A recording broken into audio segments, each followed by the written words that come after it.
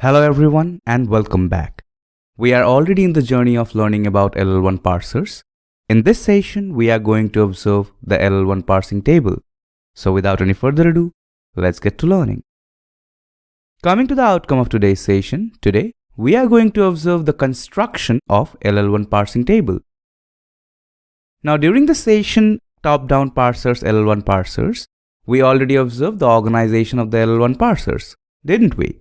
Now during that session, I told you the LL1 parsers, they need the LL1 parsing table and the stack for the generation of the parse tree. Now before the LL1 parser generates the parse tree, it needs to construct the LL1 parsing table. And for the construction of that, we needed to understand the functions first and follow. And that is exactly why we have been practicing first and follow till the last session. Now let's dive into the construction of LL1 parsing table. So what we are going to do, we are going to take this grammar, and I hope you remember this grammar from the session first and follow. There we achieved the firsts and follows of all the non-terminals involved in this grammar one by one. Now this is the table that we are going to need in order to construct the parsing table. Now coming to LL1 parsing table, it has got some rows and some columns. Now basically, all the non-terminals involved in the grammar will be enlisted as rows, and the columns will be dedicated for the terminal symbols. Now look at this grammar. What are the terminal symbols? First we have ID, then we have open parenthesis. Here the close parenthesis is also a terminal symbol. Thereafter we have this asterisk, then we have this addition symbol. And alongside all this, we are also going to consider the dollar symbol as a terminal symbol. Now before we get into the construction of this entire parsing table, let's try to understand the idea why we are creating it on the first place. Now if you remember, LL1 parsers are actually predictive parsers. So basically, whenever any of these symbols are in the stack, we are going to take this one look ahead symbol. That is, the parser will look ahead any of these terminal symbols from the input stream and then predict which of the production rules to follow in order to generate the parse tree. Basically, for a particular terminal symbol, considering a particular non-terminal, the parser is going to predict which of the production rules to use.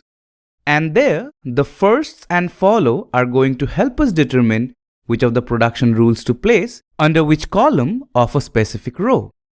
So let's begin with the non-terminal symbol E. Now as you can notice, in the first of non-terminal symbol E, we have ID and this open parenthesis. And also, E is involved in only this particular production rule. So we are going to take this production rule. E can be rewritten as capital T followed by E dash in the places of ID and open parenthesis. So let's place them. Now apart from these two terminal symbols, the non-terminal E cannot really generate any of these. So let's proceed to the next one, that is E dash. Now if you observe E dash, in the first of E dash we have plus and epsilon. And E dash is involved in two different production rules. That is, E dash can be rewritten as plus followed by capital T capital E dash, or E dash can be rewritten as epsilon. Now coming to first, plus is a terminal symbol, isn't it?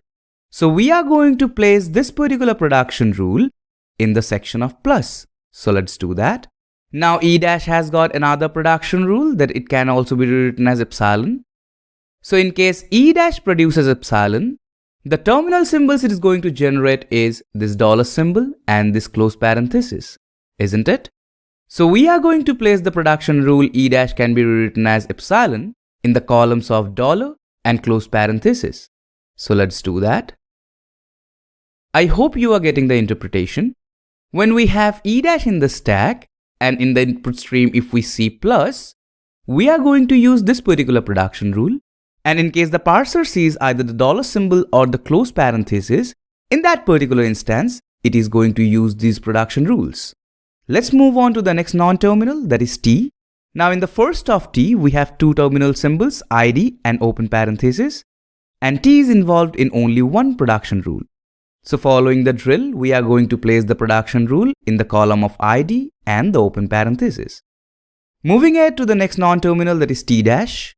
Now in the first of T dash, we have the terminal symbol star. So the production rule T dash can be rewritten as star followed by F followed by T dash. This particular production rule is going to be placed in the column of star. Now just like E dash, T dash is also having another production rule where T dash can be rewritten as epsilon, and following the drill that we followed for E dash, we are going to fill the columns of plus, dollar and close parenthesis for T dash with the production rule T dash can be rewritten as epsilon. Because those are the terminal symbols which T dash will generate in case T dash ever produces epsilon. Let's move on to the next terminal symbol, that is F.